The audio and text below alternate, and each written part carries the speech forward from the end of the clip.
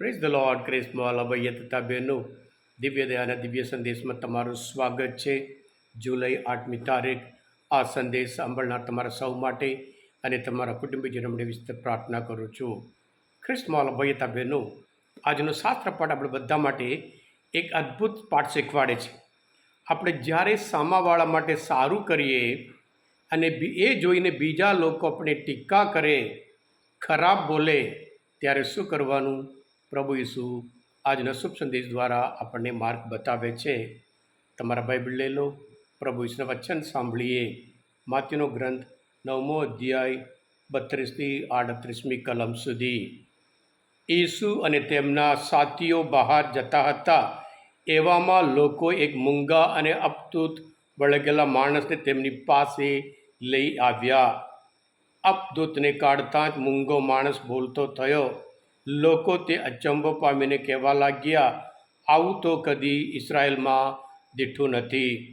પણ ફરીસીઓ તો કહેતા હતા, એ તો અપદૂતના સરદારની મદદથી અપદૂતોને કાઢે છે.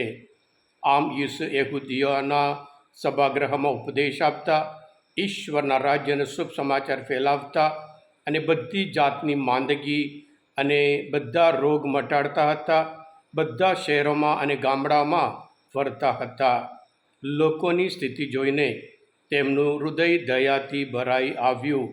એ લોકો ભરવાડ વિનાના, હેરાન પરેશાન અને લાચાર થઈ પડેલા હતા, ઘેટા જેવા હતા. આ પ્રભુની વાણી છે, તે આપણો આધાર છે. ક્રિસ્મોલ અભય બહેનો, એક સાધુ અને એમના શિષ્ય બંને ચાલતા જતા હતા. ચાલતા ચાલતા તેઓ નદી કિનારે આવ્યા.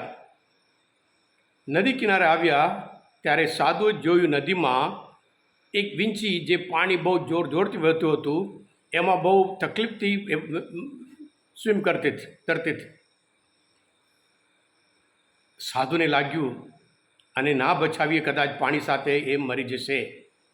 એટલે સાધુ પાણીમાં નદીમાં નીચે ઉતરી પોતાના હાથ વડે એ વીંછને બચાવવા માટે, પાણી સાથે વીંછને બચાવવા માટે કોશિશ કરે છે. વીંછી ફટ એના હાથમાં ડંક મારે છે અને સાધુ હાથ આમ કરીને ફરી વીંછી પાણીમાં પડી જાય છે, નદીમાં. ફરી સાધુ એને બચાવવા માટે કોશિશ કરે છે અને વીંછી ફરી એમના હાથમાં ફરી ડંક મારે છે. શિષ્ય બોલે છે, ગુરુજી તમે શું કરો છો? એટલે ત્રીજી વખત પણ સાધુ એ વીંછીને બચાવવા માટે કોશિશ કરે છે. વીંછી તો ફરી ત્રીજી વખત પણ એમના હાથમાં ડંક મારે છે અને સાધુ એટલા જોરથી હાથ ખેંચી લીધા, વીંછી પાણીમાં તણાઈ ગયું. ક્રિસ્મોલ અભય બહેનો, શિષ્ય બોલ્યા, ગુરુજી તમે કેવા કાર્ય કરો છો? ત્યારે ગુરુજી બોલ્યા, એ વીંછી એના સ્વભાવમાં બદલાવ લાવવા તૈયાર નથી, ચેન્જ લાવવા તૈયાર નથી. પછી હું મારા કેરેક્ટરમાં, મારા સ્વભાવમાં કેમ ચેન્જ કરું? હું મારા સ્વભાવ પ્રમાણે હંમેશા બીજા માટે સારું જ કરું, બીજા વીંછીને બચાવવા માટે કોશિશ કરું. વીંછી તો પોતાનું કેરેક્ટર બતાવે છે, હું મારા સ્વભાવ બતાવું છું કરીને કહ્યું હતું. ક્રિસ્મોલ અભય બહેનો, આજના શુભ સંદેશમાં જોઈએ છીએ, પ્રભુ ઈસુ એક મૂંગા અને અપતૂત વળગેલા માણસને સાજા કરે છે અને એ માણસ બોલે છે અને એ જોઈને એ લોકો કહેતા હતા, આ માણસ તો અપતૂતના સરદારની મદદથી અપતૂતો કાઢે છે. સાથે સાથે અમુક લોકો જોઈને કહેતા, આવું તો આપણે કદી ઇસરાયેલમાં દીઠું નથી. ક્રિસ્મોલ અભય બહેનો, અનુકંપા, દયા, કરુણા એટલે સામાવાળાનું દુઃખ જોઈને, સામાવાળાની વેદના જોઈ પોતાના જીવનમાં, પોતાના હૃદયમાં અનુભવ કરવું, એ દયા કહેવાય છે, અનુકંપા કહેવાય છે. જ્યારે બાળકના શરીરમાં વેદના છે, દુઃખ છે, રડે છે, એ જોઈને માને વધારે દુઃખ થાય છે. એટલે એના બીજાનું દુઃખ પોતાના શરીરમાં, પોતાના મનમાં અનુભવ કરવું, એ દયા કે કમ્પેશન કે અનુકંપા કહેવાય છે. એટલે પ્રભુ ઈસુને લોકોની પરિસ્થિતિ જોઈ એમના હૃદયમાં દયા ભરાઈ આવ્યું અને હંમેશા સારું કરતા હતા.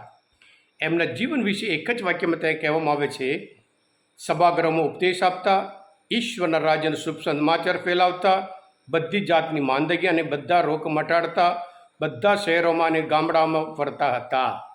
બધું એમનું જીવન કાર્ય એક જ વાક્યમાં આવી ગયું. એટલે ભલે ગમે તે લોકો ટીકા કરે, ખરાબ બોલે, આજે આપણે ખ્રિસ્તી ધર્મમાં પણ હંમેશા આપણે સારું કરીએ છીએ.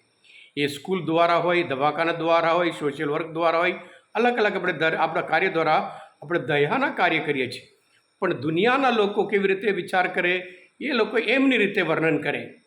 આપણો સ્વભાવ અલગ, આપણું કેરેક્ટર અલગ, એમનો વિચાર અલગ. એમનો વિચાર એમનો સ્વભાવ બતાવે છે. એનો અર્થ એ નથી કે આપણા સ્વભાવમાં આપણે બદલાવ કે ચેન્જ લાવવાનું છે.